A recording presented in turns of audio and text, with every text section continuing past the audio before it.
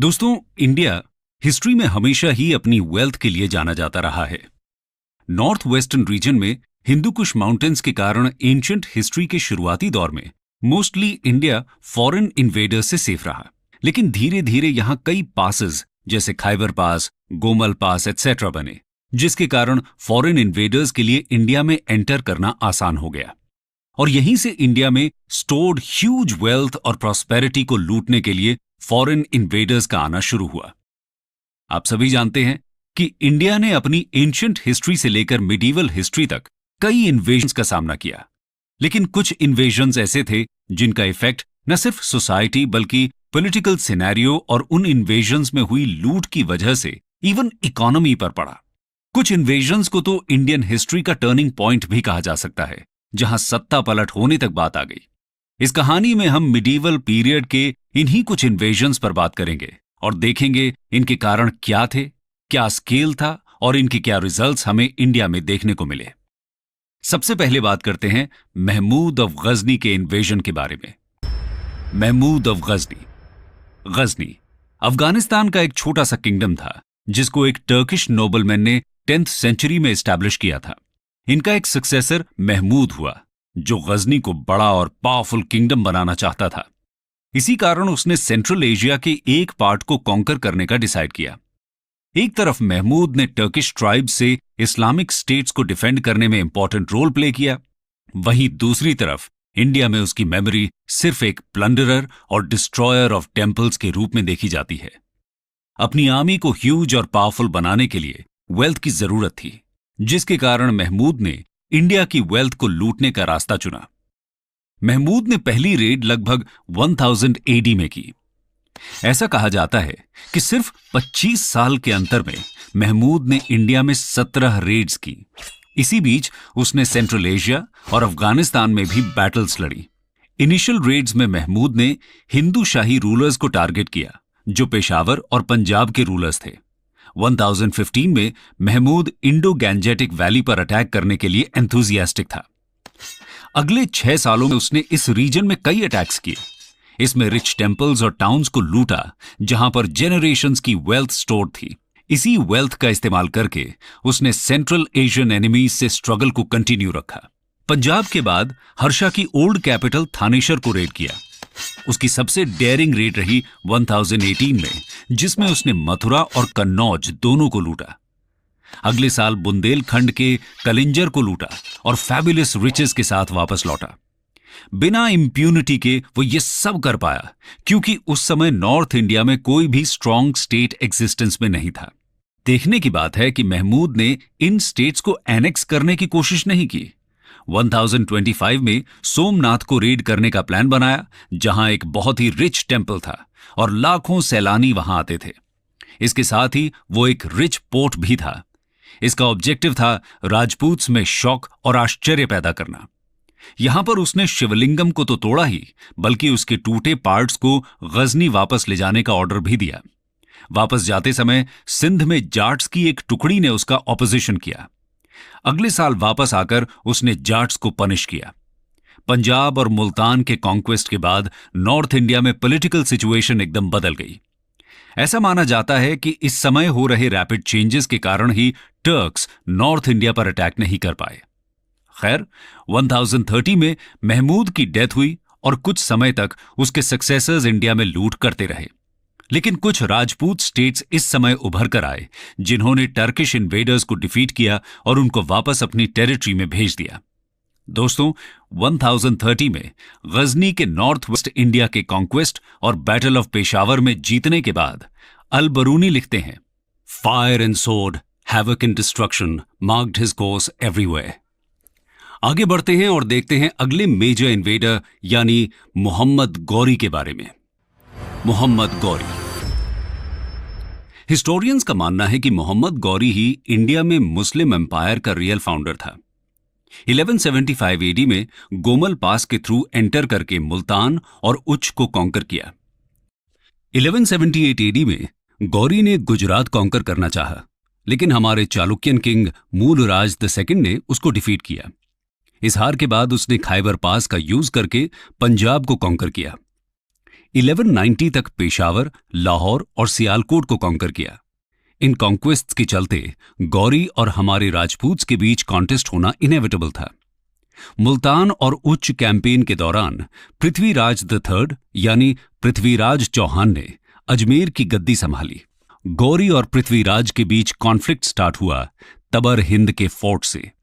इसी कॉन्फ्लिक्ट के कारण फर्स्ट बैटल ऑफ तराई हुआ 1191 में, जिसमें गौरी की हार हुई। पृथ्वीराज ने पंजाब से गुरीद्स को हटाने की कोशिश नहीं की। इसके कारण गौरी को रीग्रुप होने का टाइम मिला और नेक्स्ट ईयर यानी 1192 में उसने दोबारा इन्वेड करने का ट्राई किया।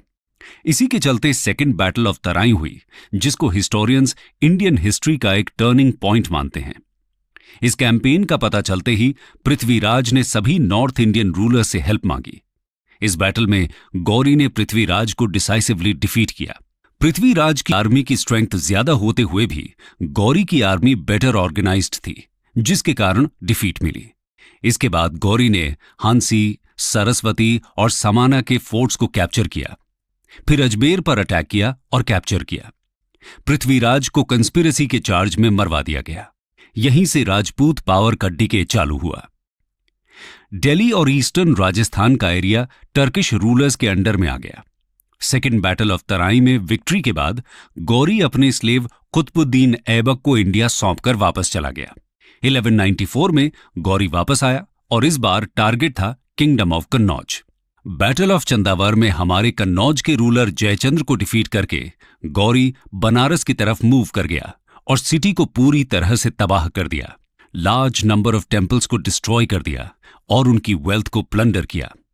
इस कॉन्क्वेस्ट के बाद मल्टी स्टेट सिस्टम खत्म हुआ और टर्क्स ने एक सेंट्रलाइज्ड पॉलिटिकल ऑर्गेनाइजेशन सेटअप किया। 1192 और 1206 के बीच टर्किश रूल गंगा यमुना दोआब और नेबरिंग एरियाज में फैल गया और उसके बाद बिहार और बंगाल। गौरी की डेथ 1206 में हुई और उसके बाद इंडिया में कुतुबुद्दीन ऐबक के साथ दिल्ली सल्तनत की शुरुआत हुई। दोस्तों, अब सीधा चलते हैं 14th सेंचुरी में तिमूर के इंडिया इन्वेजन को गहराई से जानने के लिए। तिमूर एक ग्रेट मिलिट्री कमांडर और सेंट्रल एशिया का कॉन्करर था, जिसने एक के बाद एक कई किंगडम्स को कॉन्कर किया। तिमूर एक टर्क था, लेकिन वो खुद को चंगेज खान से अपने ब्लड रिलेशन क्लेम करता था।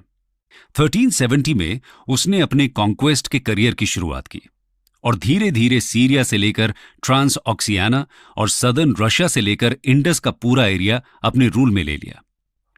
तिमूर के इंडिया इन्वेजन से पहले ही दिल्ली सल्तनत वीक हो चुका था। 1398 में तिमूर ने इंडिया को इन्वेड किया। ये रेड एक प्लंडरिंग रेड थी और इसका मकसद था दिल्ली के सुल्तान्स के द्वारा 200 सालों में इकट्ठी की गई वेल्थ को लूटना। दिल्ली सल्तनत के कोलैप्स होने के कारण इस इनकर्जन को रोकने वाली कोई पावर बची नहीं थी। तिमूर की आर्मी ने मर्सीलेस तरीके से दिल्ली के रास्ते में आने वाले सभी टाउन्स को रैंसैक किया और लूटा। इसके बाद दिल्ली को भी कैप्चर कर लिया। इस रेड में हिंदूज और मुस्लिम्स की लार्ज पॉपुलेशन, साथ ही वुमेन और चिल्ड्रन ने अपनी जान गंवाई। तिमूर के इन्वेजन से एक बार फिर यह साबित हुआ कि कंट्री में एक वीक गवर्नमेंट होने के क्या डेंजर्स हो सकते हैं। इस रेड के कारण large amounts of wealth, gold, silver, jewellery etcetera India से ड्रेन हो गई। लार्ज नंबर ऑफ आर्टिजन्स जैसे masons, stone cutters, carpenters etcetera को भी वो अपने साथ ही ले गया। इन्हीं आर्टिजन्स ने उसकी कैपिटल समरकंद में कई सारी फाइन बिल्डिंग्स को बनाने में मदद की। तिमूर का ये इन्वेजन दिल्ली सुल्तान्स के स्ट्रॉन्ग रूल के फेज का एंड कहा जा सकता है, जबकि तुगलक डायनेस्टी 1412 तक चलती रही।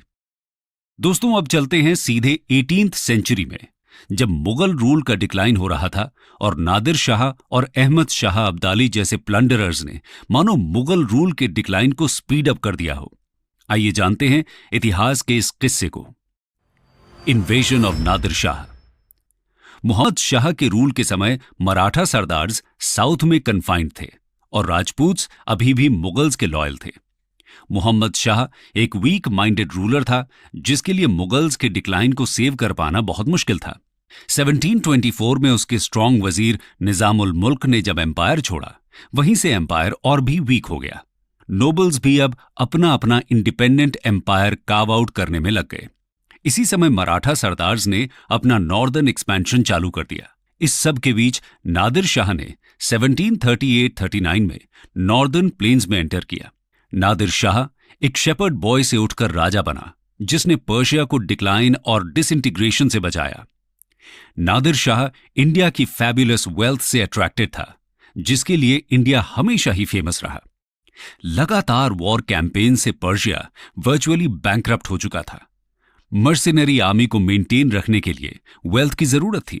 इंडिया से कलेक्ट किए जाने वाले स्पॉयल्स इसका एक सॉल्यूशन था, और साथ ही कमजोर मुगल एम्पायर ने इस लूट को आसान बना दिया था। बिना किसी ऑपोजिशन के नादिर शाह ने इंडिया में एंटर किया। काफी सालों से north west frontier already neglected था। सबसे पहले नादिर शाह ने लाहौर को कैप्चर और प्लंडर किया। फैक्शनलाइज्ड नोबल्स इस समय भी यूनाइट नहीं हो पाए। इसके चलते दोनों आर्मीज का आमना सामना करनाल में 13 फरवरी 1739 में हुआ, जिसमें नादिर शाह ने मुगल्स को क्रशिंग डिफीट दी। मुगल एम्परर मोहम्मद शाह को प्रिजनर बना दिया गया और नादिर शाह दिल्ली की ओर आगे बढ़ा। नादिर शाह ने दिल्ली में आते ही एक भयानक ह्यूमन मैसेकर का ऑर्डर दिया, जिसमें न जाने हमारे कितने लोग मारे गए। इसके अलावा इस इन्वेडर ने रॉयल ट्रेजरी और रॉयल प्रॉपर्टी का पोजेशन ले लिया, लीडिंग नोबल्स को ट्रिब्यूट्स देने को कहा और दिल्ली सिटी के रिचेस को लूटने का ऑर्डर दिया।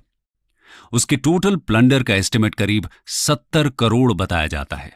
ऐसा बताया जाता है कि उसके खुद के किंगडम को 3 साल के लिए इस लूट के कारण टैक्स नहीं देना पड़ा।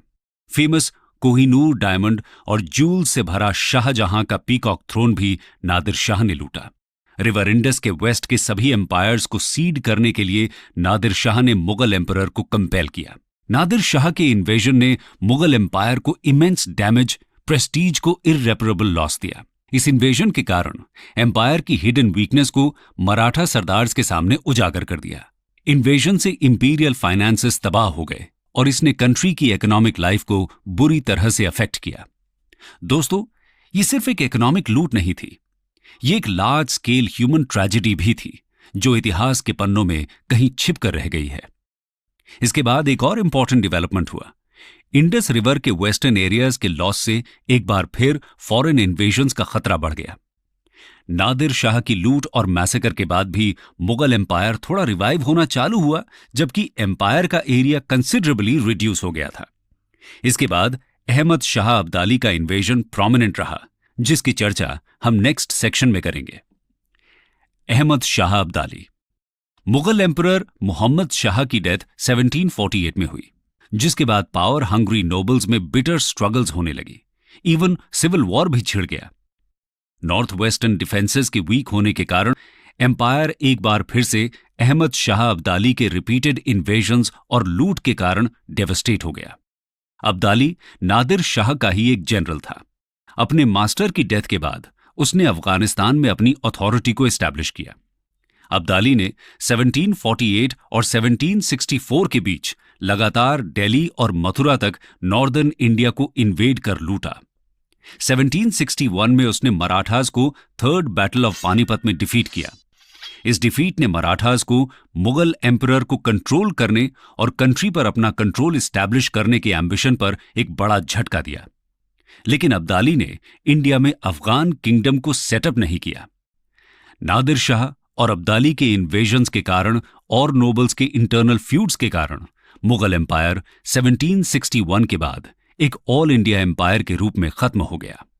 कंक्लूजन। तो दोस्तों, ये थी कहानी इंडियन मिडिवल हिस्ट्री के कुछ इंपॉर्टेंट इन्वेडर्स और प्लंडरर्स की, जिसने न सिर्फ इंडिया की पॉलिटिकल और इकोनॉमिक हिस्ट्री में एक डेवस्टेटिंग रोल प्ले किया, बल्कि लार्ज स्केल ह्यूमन मिजरी और डेथ का भी कारण बना। पर इतने इन्वेजन्स के बाद एक बात तो साफ है कि इंडिया हमेशा ही एक रिच कंट्री थी। बैक टू बैक इन्वेजन्स होने के बाद भी यहां के लोगों ने अपनी मेहनत से दोबारा वेल्थ को क्रिएट किया। इमेजिन कीजिए, अगर ये वेल्थ ना लूटी गई होती तो आज इसका इंडिया और उसकी सोसाइटी और कल्चर पर क्या इफेक्ट देखने को मिलता। आप इस विषय पर क्या सोचते हैं? हमसे जरूर शेयर करें कमेंट्स सेक्शन में। Thank you and God bless.